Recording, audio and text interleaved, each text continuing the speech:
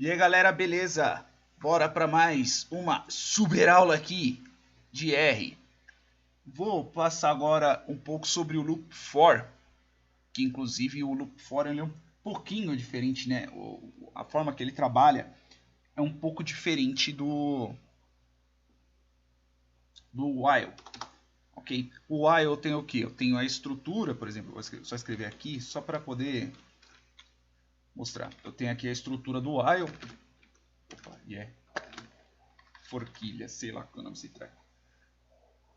Hashtag. E aqui dentro desse escopo eu passo o parâmetro, né? O parâmetro do loop. Então, enquanto ele estiver em determinada situação, ele continua passando o loop. Já o loop for, ele funciona um pouquinho diferente. Vou mostrar aqui como funciona.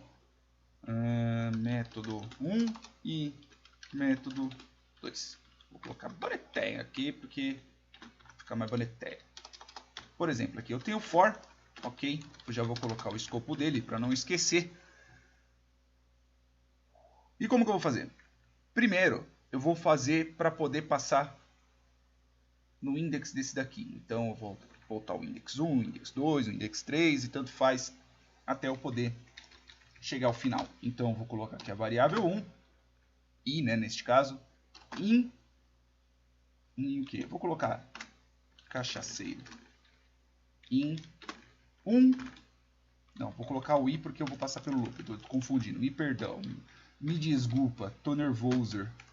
Do 1 até length nomes. Deixa eu só ver só se escrevi certo.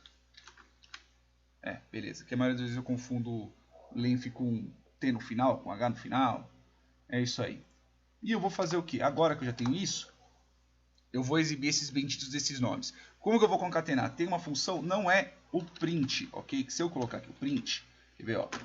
O cachaceiro selecionado é o... E dar um espaço, colocar mais e por enquanto nomes. E, por exemplo, se eu rodar desse jeito, veja só o que vai acontecer. Ele vai reclamar. Porque ele vai considerar aqui como se fosse uma soma. Não liga para minha cachorra. Minha cachorra é meio doida. Ela é um ser noturno. É uma mistura de vira-lata com morcego e o sangue do capeta. Minha cachorra, ela só lá de noite. Então eu não vou usar esse. E eu falei sangue do capeta, minha voz até mudou, meu, credo. E eu vou colocar aqui, ó, paste. É essa função. E eu não coloco aqui um mais. Eu passo um outro parâmetro para ele, que é este. Aí eu vou rodar. Ah, por que não está aparecendo? Porque eu tenho que dar um print nesse bendito. Vamos ver como é que é. Porque eu primeiro tenho que tirar, né?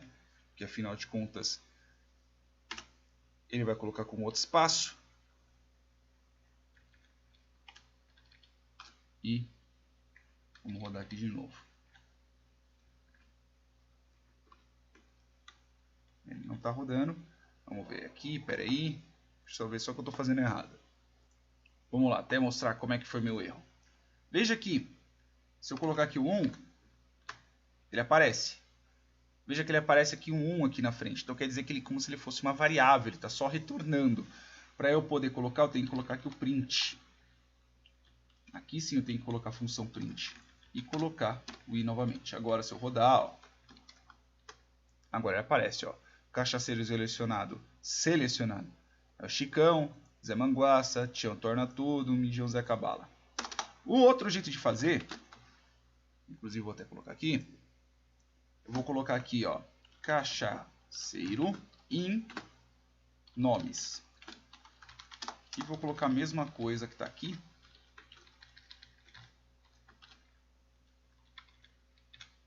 E vou só mudar para cachaceiro. E vou rodar. E ele rodou a mesma coisa. Por que que isso acontece? Nossa, eu falei o porquê mó alto. Por que que isso acontece? Se nós analisarmos aqui o código, vou colocar um desenho bem simples desenho aqui. Se nós analisarmos o código, vocês estão vendo aqui que eu tenho um i, in, e eu estou criando um vetor, do 1 até o tamanho do vetor nomes.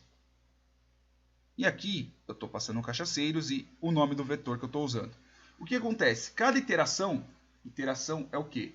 Toda vez que ele passa pelo loop, eu tenho, sei lá, Tem o for.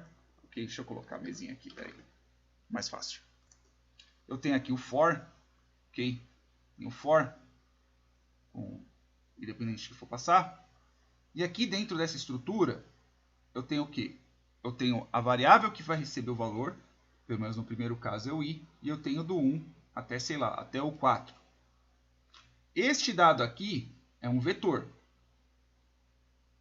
Ou seja, ele tem 4 valores. Ele tem, no índice 1 ele tem o 1, no índice 2 ele tem o 2, no índice 3 ele tem o 3, no índice 4 ele tem o 4. Na primeira vez que passa a iteração, no primeiro loop, na primeira iteração, este i aqui em cima vai estar valendo 1. Vai executar tudo que tiver que executar, ou seja, ele vai passar, neste caso, ele somente vai passar na exibição, né? E vai voltar. Na segunda iteração, ele vai estar valendo 2 também. Está valendo 2. E blá blá blá. Ele vai exibir o nome. Terceira iteração, vai estar exibindo 3 e assim sucessivamente. Já no outro, neste segundo caso aqui, ok? Que eu tenho... que eu só passo cachaceiros em nomes. O que isso quer dizer? Quer dizer que cada vez que eu passar aqui, cada iteração, o cachaceiro vai receber um valor de nomes. Então, na primeira iteração, é como se ele tivesse feito isso daqui, ó, nomes, nesse caso i, né? Recebe nomes e o endereço 1, por exemplo. E a mesma coisa, na segunda iteração, o i vai receber o nomes 2.